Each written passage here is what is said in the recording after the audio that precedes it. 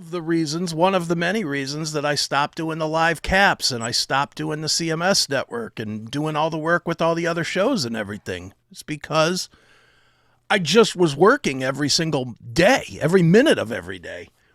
And I was like, you know what? And I mean, a lot of people, you included, were like, bro, what are you doing?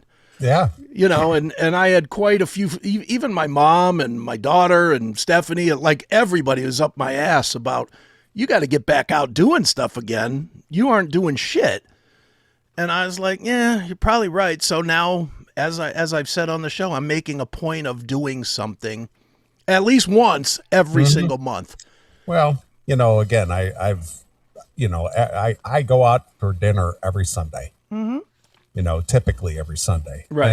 And that's also my plan that, I could stay at home. Sure. But I choose not to. I get up, get dressed, go out, have a good dinner, see people that want to chit chat it up a little bit, Sure. so that kind of gets my week off in a very positive manner, because it's easy to become a hermit. Dude, it's so easy and it's so hard to get out of it. I mean, I am not going to lie even a little bit. As far back as yesterday afternoon, I was thinking about not going to Topgolf. I just was like, oh, this is going to be a pain in the ass. And this before my foot even started hurting. Right. You already tried to talk yourself out of it. I was already like, this is going to be a pain in the ass and it's not going to be as fun. And I know I'm not going to golf well. I had all these dumb ideas. Instead of just thinking, look, it's just a bunch of fucking idiots getting together and swinging golf clubs, or really just having the thought of just go do it, just go do it. And it's going to take me a minute to break that cycle because I had the same thoughts when I did the Megadeth thing last month. The Megadeth movie. I had the same thing. I was sitting there right up until it was time to leave, trying to convince myself of a way not to go. And I was like, fuck that, you got to go. And then I went. So now I've got, I think I have two things coming up in March. In fact, I know I do. I've got the, I'm going to go and see one of the Crunch games. There's a Crunch game on a Sunday, so I'm going to go to the Crunch game I don't even know what the date is of it, but it's a Sunday. And then I'm going to go see Landau, who's also here on a Sunday for the final show that he's going to do at the Funny Stop because they're closing the Funny Stop. Yeah, that's what you said. Yeah. And then I might even go the next Sunday and go see Don Jameson again at the Funny Stop. Just because, why not? And it's just him alone? Yeah, it's just him. Okay. But we had him in for the Seth show. Are you going to bring him a sandwich? He looks like he could eat something.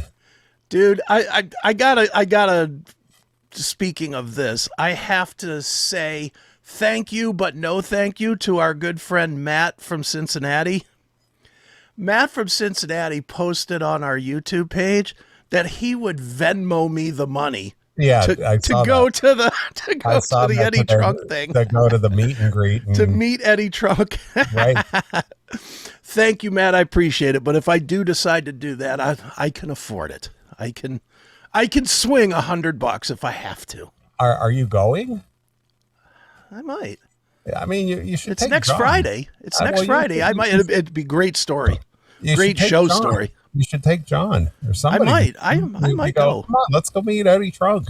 Because you've never met Sir Edward. I've not. In person. I've not. And I might spend the money to take the picture. Just because it would be funny. Yeah.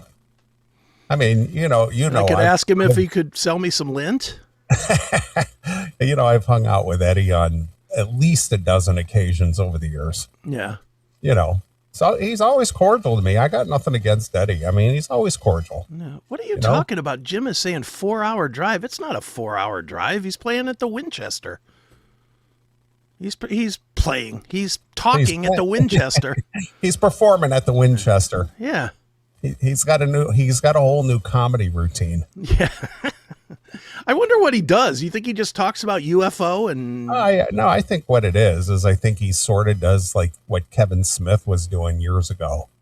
Kind of like telling stories, about being in the business or maybe getting into, working for Mega Force Records. Right.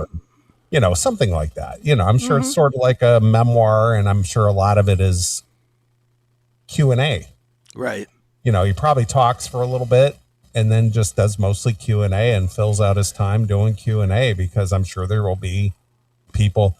How about the time that you signed Metallica? Or how about when how about that time you threw away Wendell Neely's shirt? How about that one, Ed?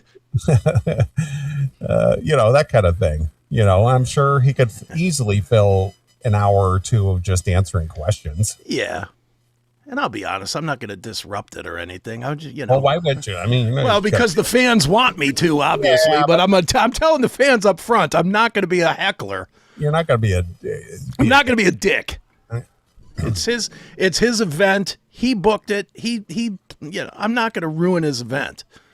But I might. I'm very thinking I might go. Why not? I think you should go. I mean, it's cheap too. It's like $20 or something to just go. $25 for a ticket, $75 for the meet and greet. Mm-hmm. So that's the $100. $100. I think I'd be willing to do as much beating as we've given Eddie over the years. We've probably given him $100 worth. Sure. Why not? But I really do. I think you should go. It's not that far from you. No, it's not. It's not that far. It's a Friday. Shit, the place I went today is way further than. I'm sure you could get maybe even a John Darlis to go with you or something. Somebody will go. You know what? You're right. I think I'm going. Let's go meet Eddie Trunk. Let's go talk to Eddie Trunk. Come on.